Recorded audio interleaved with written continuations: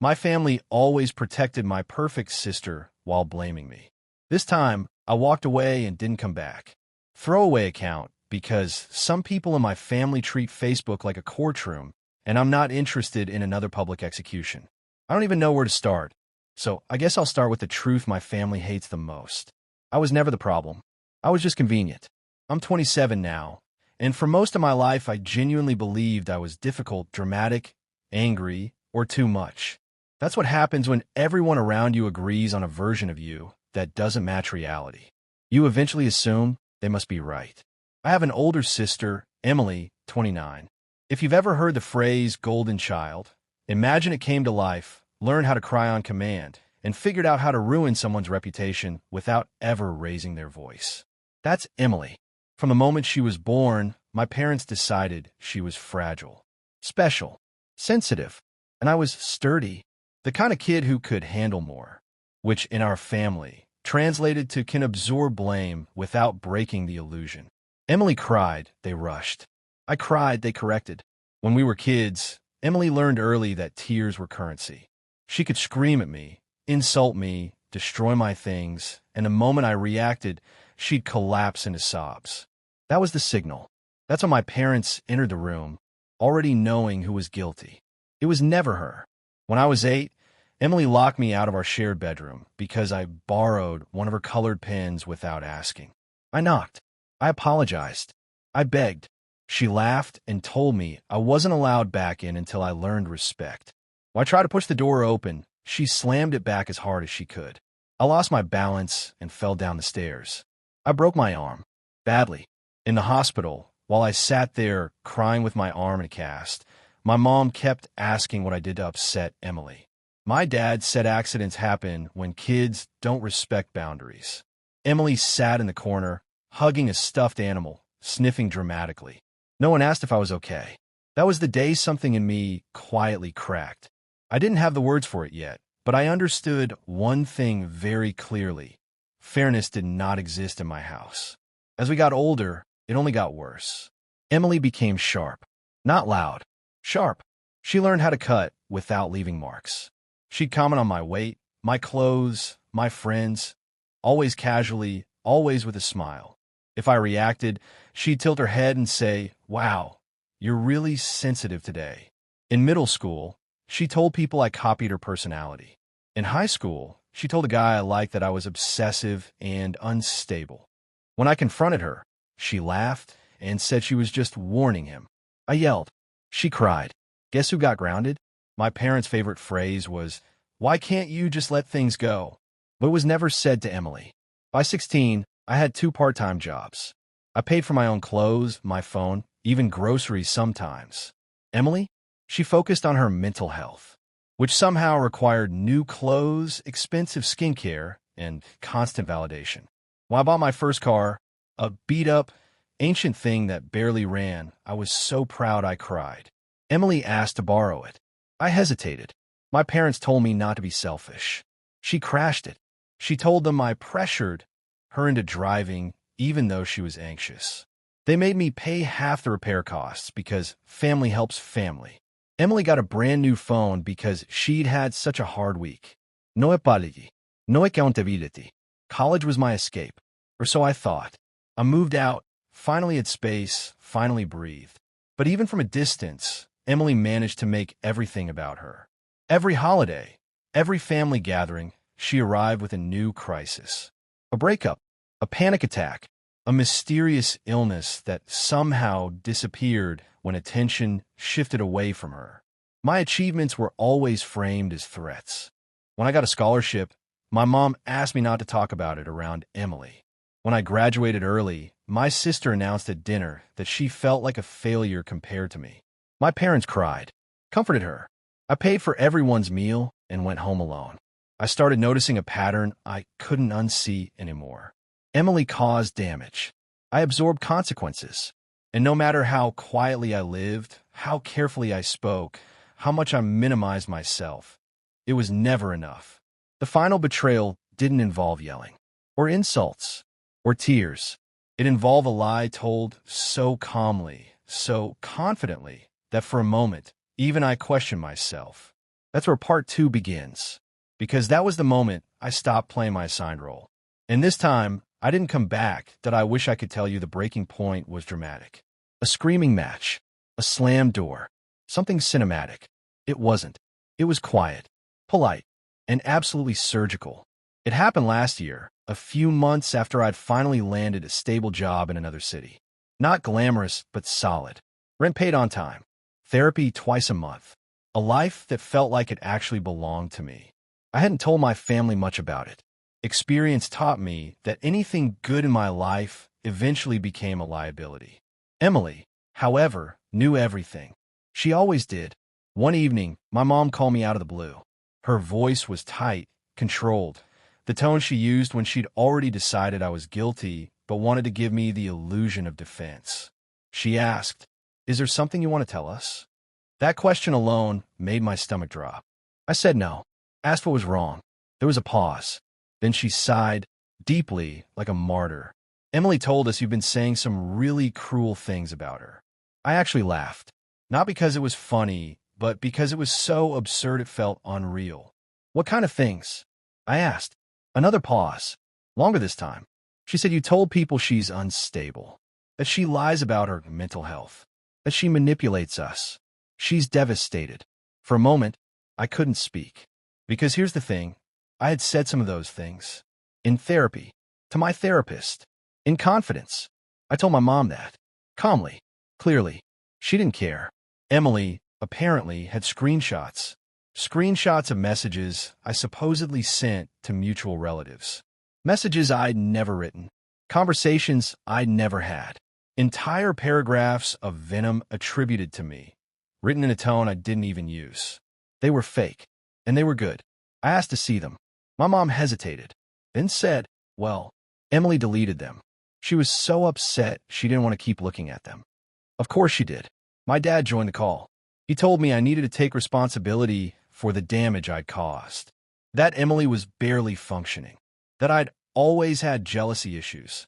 I asked one simple question. Why would I do that? Silence. Then my dad said, "This is exactly the kind of deflection we're talking about." Something in me went very still. For the first time in my life, I didn't try to explain.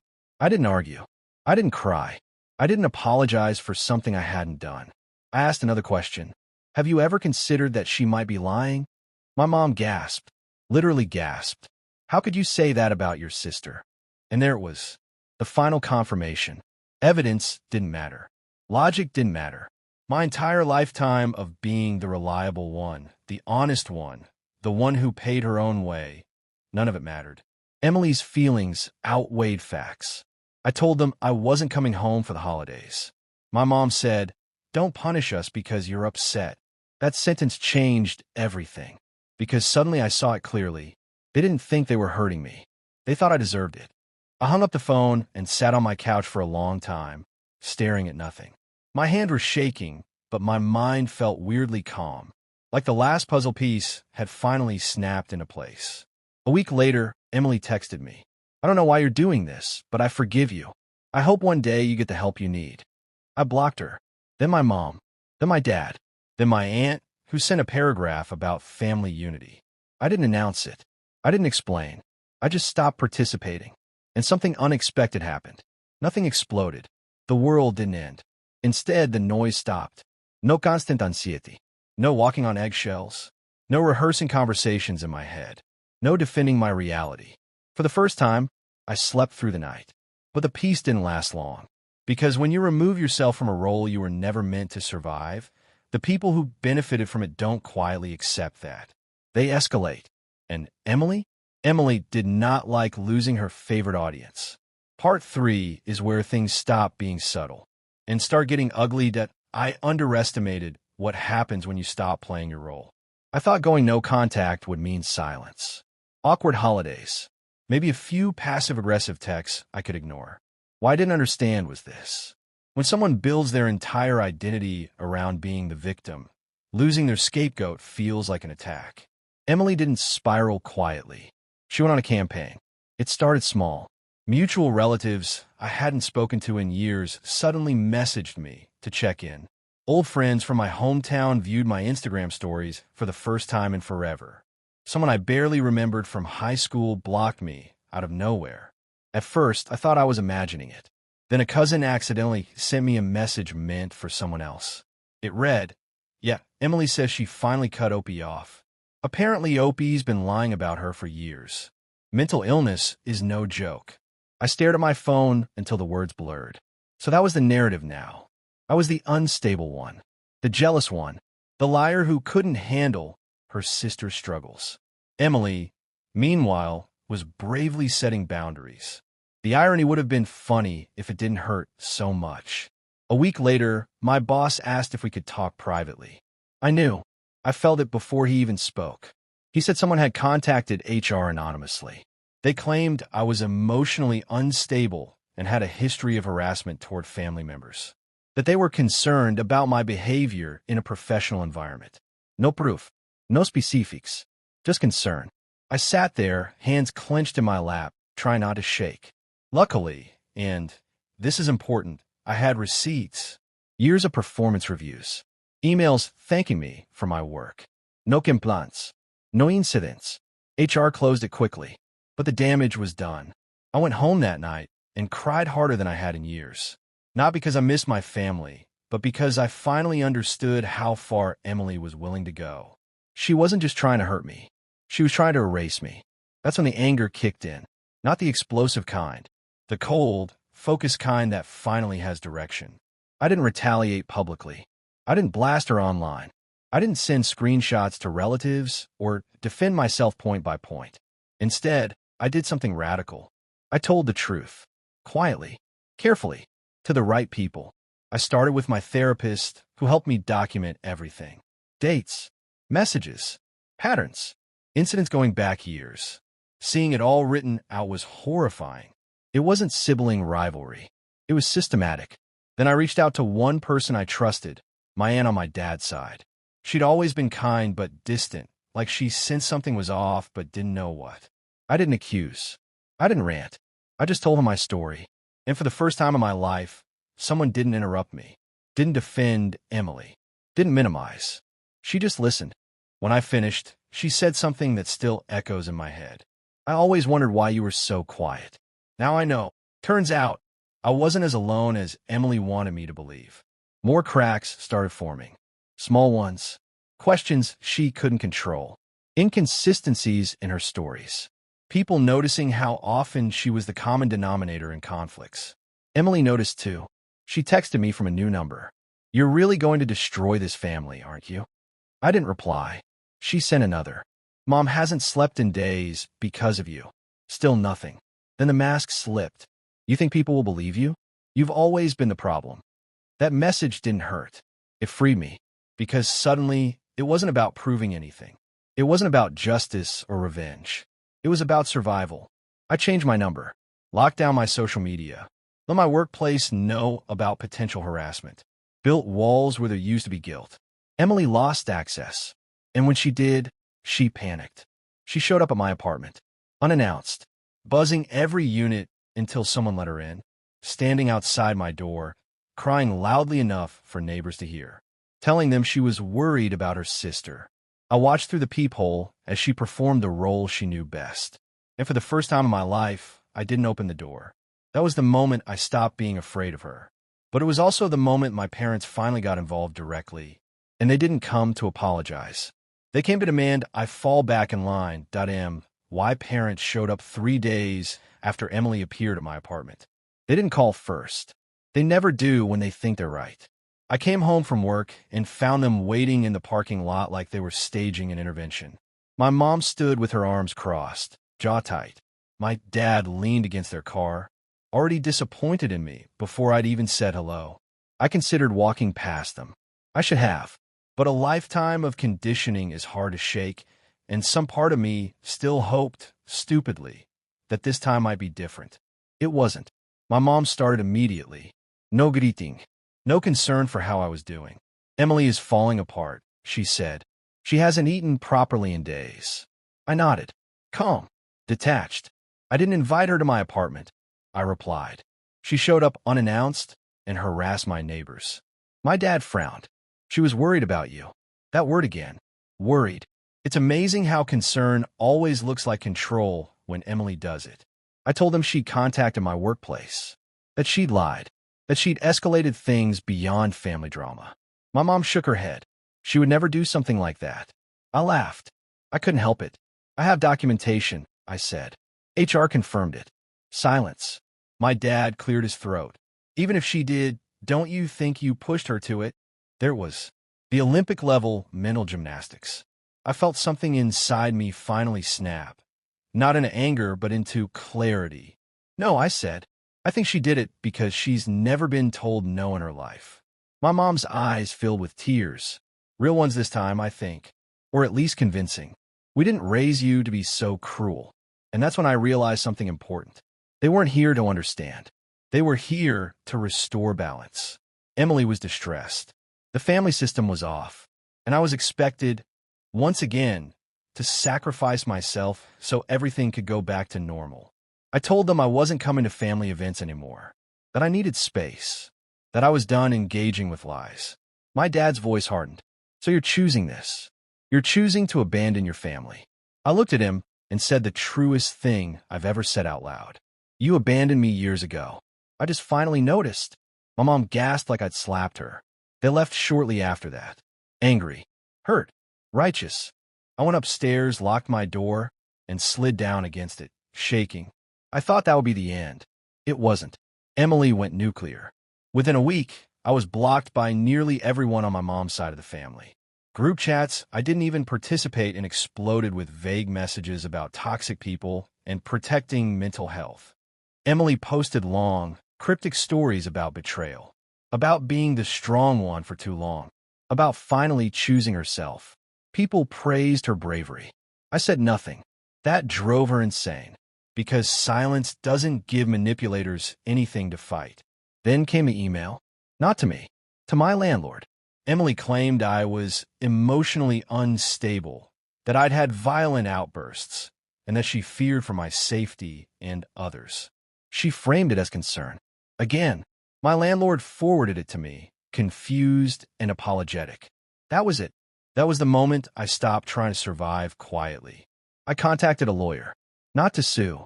Not yet. Just to protect myself. We sent a cease and desist letter. Clear. Formal. Calm. It outlined harassment, defamation, unwanted contact, false claims. Emily received it on a Tuesday. By Friday, my mom called me screaming. How could you do this to your sister? I waited for her to finish. Then I said, she did this to herself. The call ended with my mom telling me I was no longer welcome in the family home. I expected that sentence to destroy me. Instead, I felt relief because it finally matched reality. I mourned after that. Not the family I had, but the one I'd spent my whole life trying to earn. And then something unexpected happened. Without the constant chaos, my life started improving rapidly. I got a raise. I made real friends. I laughed without flinching. I stopped apologizing mid-sentence. The fog lifted. Emily, on the other hand, lost momentum without me to orbit around. And that's when she made her final, biggest mistake, that Emily's last move wasn't dramatic. It was desperate. About 2 months after the cease and desist, life settled into something almost peaceful. No surprise message.